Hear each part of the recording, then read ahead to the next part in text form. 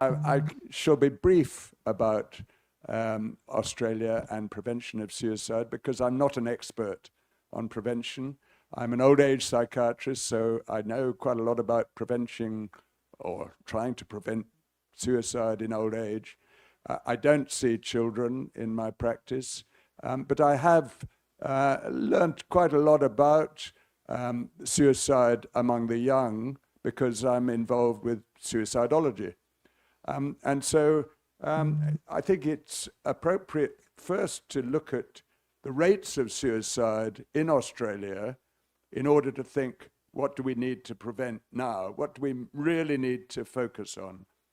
So let me start by saying Australia was one of the first countries to implement a government-endorsed suicide prevention strategy with the development of the National Youth Suicide Prevention Strategy in 1999.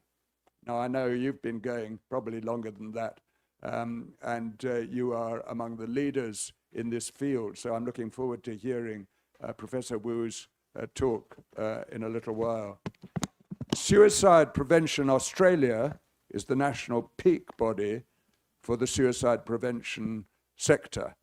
And that organization states that it exists to provide a clear collective voice for suicide prevention. I'll shorten it to SPA. The SPA advocates for a whole of government approach to suicide prevention, and that it addresses the social determinants of health and well-being. So I'm going to show you some slides first. Let's see what they show. This was the age pattern of suicide back in the mid-60s, and it's an upward sloping graph, as you can see. 15 years later, this is the beginning of the 1980s, you see that there's a beginning of a hump among the people aged in their 20s, 15 to 25, that first peak. And the suicide rate later in life was already coming down.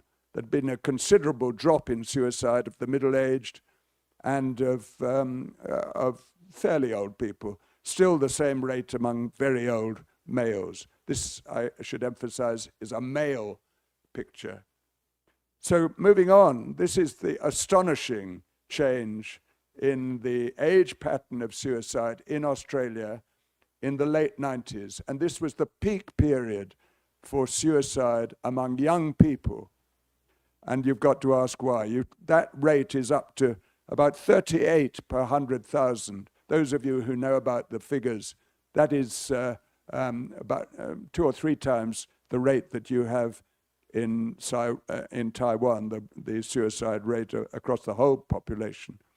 But it's gone right up, and it's now what we call a bimodal graph rather than an upward sloping graph. And then what's happened since then, look at what the black line shows, which was the graph for the early, 2009 to 13. It's a 5-year period. So a complete change from what it was in the late 90s. The suicide rate of young people had halved. It had come right down. So why was the rate so high among young people in the late 90s? Well, I think it was largely a sense of frustration and anomie, but also I think drugs had a lot to do with it, substance abuse. HIV was quite a problem still in the late 90s. So young people were feeling distressed, and it is wonderful that the rate came right down, so it was less than half. And you see now that the peak was in middle age. People aged about 50 was the first peak. And then it still goes right up to a high peak at age 85 or more among males. But the astonishing thing from my point of view as an old age psychiatrist is this big fall, a halving of the rate of suicide in your early retirement years, in the late 60s and early 70s of your life, and then going up to what it is now at age 85. So that is what we're going to be talking about. There's already been, I don't know if you call it prevention, whether it's been success by those trying to stop the suicide of young people, or whether it's been fortuitous. The peak has moved across from youth to middle age. And I can show you shortly what it is now in 2020 or 2023.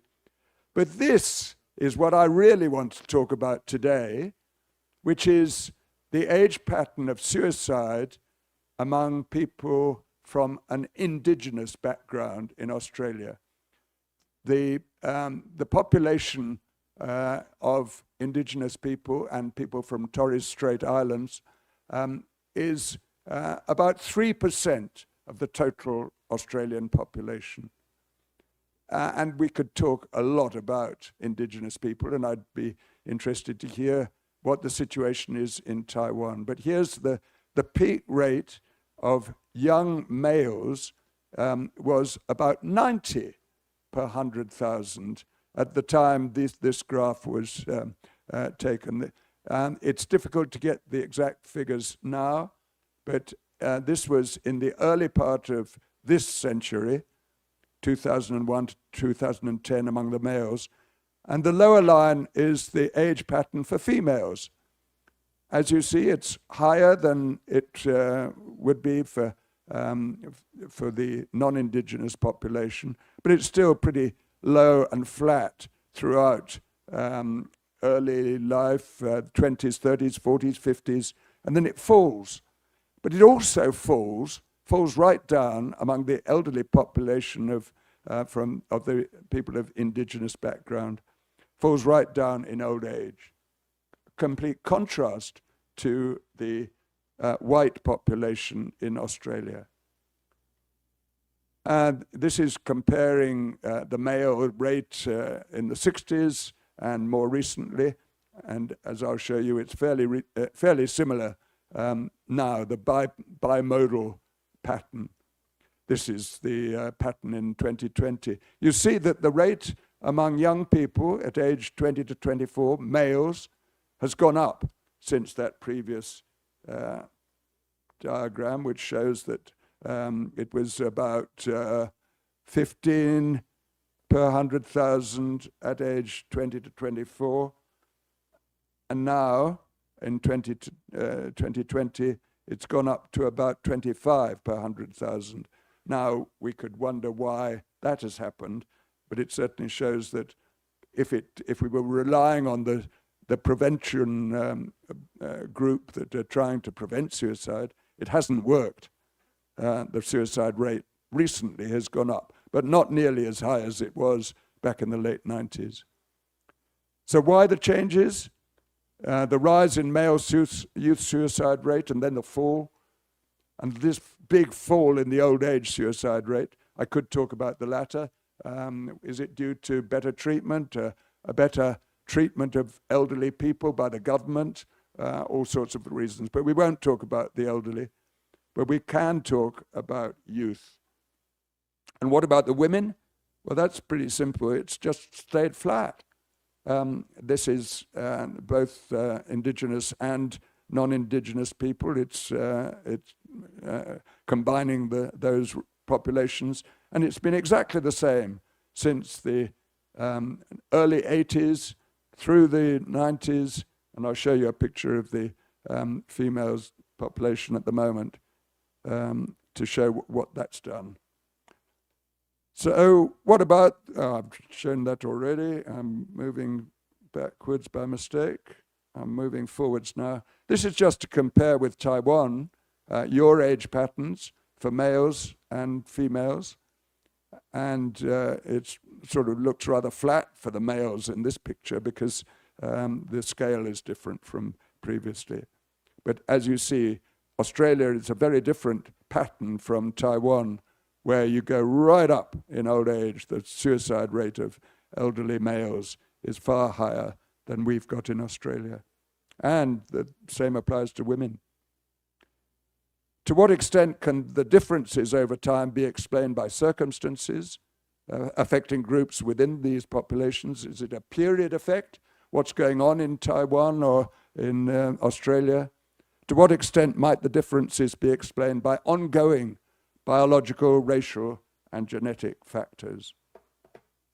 So I want to go back to talking about the indigenous group, because this is pretty awful stuff. The rate has gone up. I don't know. It was much lower in the 80s. Probably it has more than trebled since that time among young people. So Indigenous Australia has had staggering increases since the 1990s, really, with increasing numbers of children adding to the statistics. And I'm quoting from Ernest Hunter, who's one of our psychiatrists in Australia, who's had a lot to do with people up in the Northern Territory, in Arnhem Land, where a lot of people of Indigenous background live. While there's been much speculation and theorizing about why Indigenous Australians are so vulnerable, it certainly relates to their social and economic disadvantage by comparison to the non-Indigenous people. And it includes benefiting less from advances in information technology and telecommunications. Most remain on the other side of a digital divide. There I'm quoting Ernest Hunter. In rural and remote Aboriginal areas, suicide deaths often spark clusters of suicides. Suicide deaths, particularly by hanging, are frequently witnessed by many members of an Indigenous community. And in some instances, high levels of exposure to death and suicide have resulted in a desensitization among members of Indigenous communities, where suicide and self-harm behavior become normal and even expected. These situations can often lead to the mounting problem of intergenerational transmission of trauma and grief, and may result in the overuse of drugs and alcohol, high rate among the Aboriginal group, especially among young people, incarceration in prison, high rate of imprisonment compared to non-Indigenous people, self-harm, seemingly reckless self-destructive behaviors, and in some cases suicide. Such examples clearly demonstrate the need for suicide prevention strategies to address this risk of the, and it's at a whole of community level rather than just of the individual. That's what's needed. But I'd emphasize that the suicide rate among elderly people or late middle-aged people is comparatively low. And I think this is partly due to the attitude towards elders of the Aboriginal population, whereas the young people feel a sense of frustration and a lack of self-esteem. Whilst mental disorders are contributing factors to suicide, Aboriginal suicidality and mental illness seem to have a tenuous connection, and Aboriginal suicidology has provided little evidence to suggest any direct correlation between Aboriginal suicide and diagnosable mental illness. It is very much related to the person's experience, what's happening in their life, and their feeling of loss as to what's happening in their lives. There's a high unemployment level among those of employment age. High levels of exposure to both death and suicide have resulted in this desensitization among members of the Indigenous community, and suicidal behaviors have become normalized. That sounds a terrible thing to confess about Australia, now want to move on to the non-Aboriginal population, but first I thought I'd quote from what the SPA has been saying in their papers. In February this year, SPA issued a paper aimed at identifying the different factors that contribute to the elevated risk of suicide among specific groups. Among several population groups deemed to have an elevated risk of suicide were young people, those aged 15 to 24 years. This group, like other age groups in Australia, was described as very diverse, and certain subgroups were said to be exposed to additional risk factors, causing them to be at an even higher risk of suicide. And these included those identified as LGBTIQ+, being the gay population, the Aboriginal group, and culturally and linguistically diverse persons, people from overseas who've come to live in Australia, and people with disabilities. SPA pointed out that young people are often exposed to a number of stresses and risk factors, making them a vulnerable group.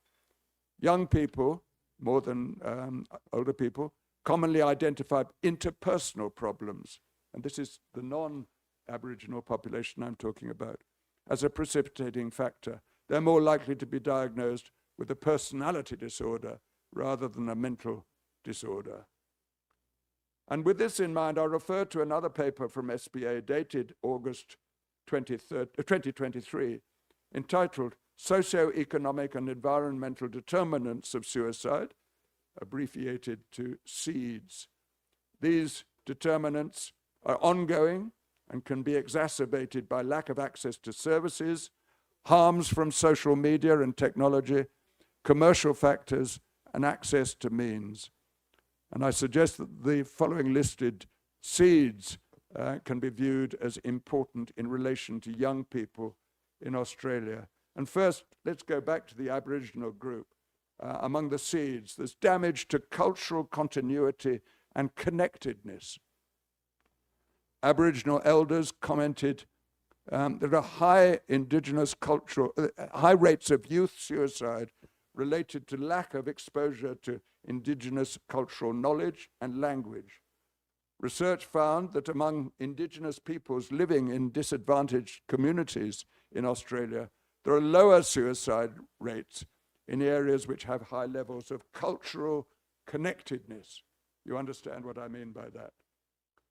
And further, discrimination and stigma are among these determinants. Australian research found that racism is a contributing factor in suicides of Australian Indigenous youth, but also among other groups within Australia. And just to list a few of these determinants, the SEEDS, the next to mention an important one is bullying, which is a behavior that offends, humiliates, intimidates, and causes distress and risk to well-being. And you find it in schools and workplaces for those who've started work, and online. A report by the Australian Human Rights Commission refers to instances of young people killing themselves following cyberbullying. I wonder if you have that in Taiwan. The SPA paper referred to a UK study of children aged 10 to 13, showing that those involved in bullying, either as victims or as being the bullies themselves, they are at an increased risk of suicidal behavior in pre-adolescence. And then I've got another 9 SEEDS to mention briefly. Contact with the justice system. Australian research found that of young people in detention, 1/3 reported previous self-harm, 12% reported at least one suicide attempt. So that education, not getting appropriate education, lack of education, which applies in some communities, people 5 times more likely to attempt suicide if they felt themselves failing academically. And interestingly, people from overseas, particularly China, coming to work in Australia at the universities, for example, they often feel a need to please the people who sent them to Australia. And there's a high rate of suicide, or an increased rate, among these university undergraduates and people. And there's one study found that graduation pressure and academic pressure were leading causes of suicide. Next determinant, family and other relationship dysfunction, you know all that. Next, food insecurity, people who didn't get enough food because of poverty or for other reasons. Housing insecurity, which has become a considerable problem with the rise of cost of living and increased mortgage rates in Australia over the last year. So that's become a big problem. A study of kids in Australia, aged 12 to 17, showed that those who were homeless or had periods away from home in the previous year, 45% had attempted suicide. Amazing. Alcohol and drugs, you know what those problems are. Second main risk of suicide for males aged 15 or more. And drugs, a big factor in 15% of suicides among young people. Cocaine use of. The opioid crisis in America is enormous, but it is there in Australia as well. And you haven't got that in the same way in Taiwan. Childhood adverse experiences set them up to develop suicidal ideas later, increased risk. Isolation and loneliness, obviously big social determinants. And the question then is what you do about it. And I don't know how long I've got now, another 2 or 3 minutes. Clearly, what you're going to be talking about today, when Professor Wu starts talking, will be what you can do in Taiwan to prevent suicide. One of the things about young people is that we do need to think what suits them, what's the best way of involving them. A non-clinical approach is probably preferable, and they've talked about getting cafes where people with problems can go and talk to people who've got experience. And they've certainly got the suicide prevention lobby as very keen on involving people with a lived experience of mental illness or of being suicidal themselves. They can be especially helpful for young people with suicidal ideas. They don't want to go to hospitals. They don't want a crisis intervention in an emergency department. That's not for young people. I think the young people, there's good evidence that they can be helped, particularly online, avoiding personal contact with somebody where they meet in a place, in spite of what I've just said about, that's 5 minutes ago, thank you, in spite of what I said about these cafes where people can go and talk to people. We do have a lot of telephone contacts. Lifeline is the agency that always gets advertised. Every time there's a mention on television of some dangerous involvement or sexual abuse or something like that, they always put in an advertisement at the end for Lifeline, or there's another group. There's a group in Sydney that provides ongoing advice and support. I won't bore you with all the details of that. But the internet and online approaches can be harmful. They can advertise the wrong things. But if it's done properly, and we heard yesterday from a guy from Germany about the way the media can be helpful. They give lots of stories of suicide, and that's a bad thing, unless they have a good message attached to it. And usually they don't have a good message. But this guy from Germany, a place called Augsburg in Germany, they have set up an advice system. He worked also in Canada, I think, doing the same thing. So The media, very important to consider in prevention of suicide, how they can be helpful rather than harmful. And there's various other approaches that one can take. I think most of what the SPA does and moans about is the lack of money, and they've got to raise money for these various things to help people. They always seem to want more money from the government. The government provides quite a lot, but it's not enough. And there isn't a lot of evidence that the prevention lobby has really been effective in its approach. I'm not sure they've got it right. And especially, I think we need to think about the Aboriginal population, where, as I say, the suicide rate for these young people is more than twice the rate for non-Indigenous. And I think that's where I would leave the most important bit about suicide prevention in Australia. Thank you very much.